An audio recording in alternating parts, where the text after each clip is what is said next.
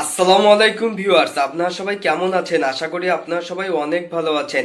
YouTube কিছুদিনের মধ্যে আমাদের মধ্যে একটি এক্সপেরিমেন্টাল আপডেট লঞ্চ করতে যাচ্ছেন। সেটি হলো, আমরা যখন একটি ইউটিউব ভিডিও দেখি তখন ভিডিওর নিচে আমরা একটা লাইক অপশন দেখতে পাই, আরেকটি হচ্ছে ডিসলাইক অপশন দেখতে পাই। আমরা কিন্তু দেখতে পাই যে এখানে 1K লাইক দিয়েছে বা 570-60 জন ডিসলাইক দিয়েছে, এই কাউন্টটা কিন্তু আমরা দেখতে পারি। এই ডিসলাইকের যে কাউন্টটি, এই কাউন্টটি কিন্তু ইউটিউব হাইড করে দিবে। অর্থাৎ আপনি যখন একটি ভিডিও ওপেন করবেন তখন ভিডিও লাইক ও ডিসলাইক দুটি অপশনই দেখতে পারবেন, কিন্তু লাইকের যে কাউন্ট, যে এতজন ভিডিওর মধ্যে লাইক দিয়েছেন সেটি দেখতে পারবেন, কিন্তু আপনি কতজন ভিডিওটির মধ্যে ডিসলাইক দিয়েছেন সেটি কিন্তু আর দেখতে পারবেন না। আপনি ডিসলাইক দিতে পারবেন, কিন্তু কতজন ভিডিওটিতে ডিসলাইক দিয়েছেন এটি আপনি দেখতে পারবেন না। ইউটিউবের এই এক্সপেরিমেন্টাল আপডেটের কারণ হলো, আমরা যারা ইউটিউবার রয়েছে তারা কিন্তু আমরা আমাদের যতটুকু প্রয়োজন সেটি দিয়ে একটা ভালো ভিডিও তৈরি করি।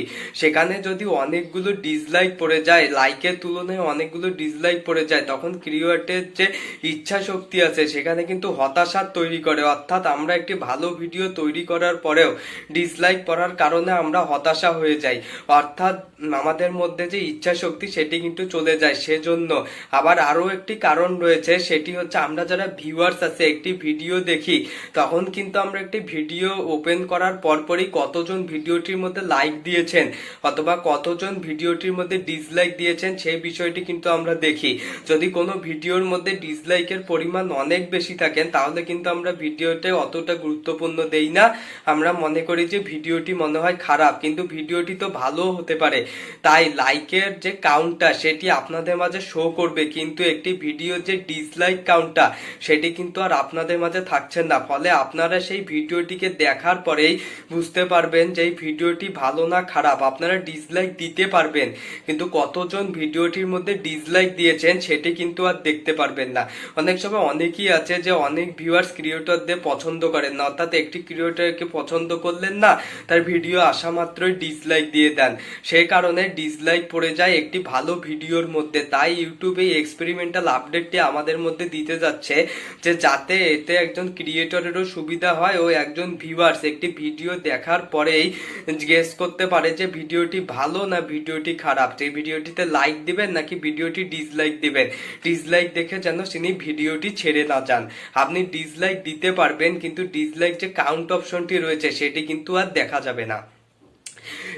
এখন প্রশ্ন আসে যে ইউটিউবে যে ক্রিয়েটর রয়েছে সে কি দেখতে পারবে যে ভিডিওটির মধ্যে কতটি ডিসলাইক হয়েছে? হ্যাঁ, সে দেখতে পারবে।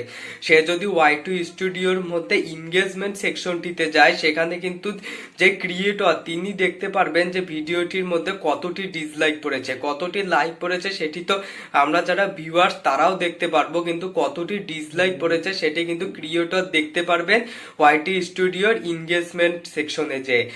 তখন ইউটিউব ক্রিয়েটর বুঝতে পারবেন যে ভিডিওটি আমার ভালো হয়েছে না খারাপ হয়েছে, উনি সেটি দেখে বুঝতে পারবেন। এখন ভিউয়ার্সদের যে ডিসলাইক দেখে ভিডিওটির প্রতি একটা নেগেটিভ ইমপ্রেশন, এটি কিন্তু আর হবে না, কারণ ভিউয়ার্সরা ডিসলাইক যে কাউন্ট সেটি দেখতে পারবেন না।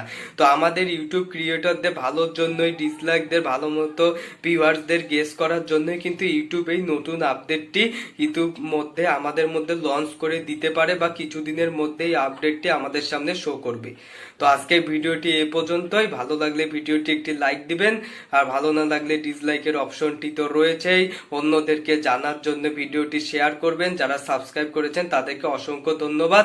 আমার চ্যানেলটি অবশ্যই সাবস্ক্রাইব করবেন। তো পরবর্তী ভিডিও দেখার আমন্ত্রণ রইল। ধন্যবাদ।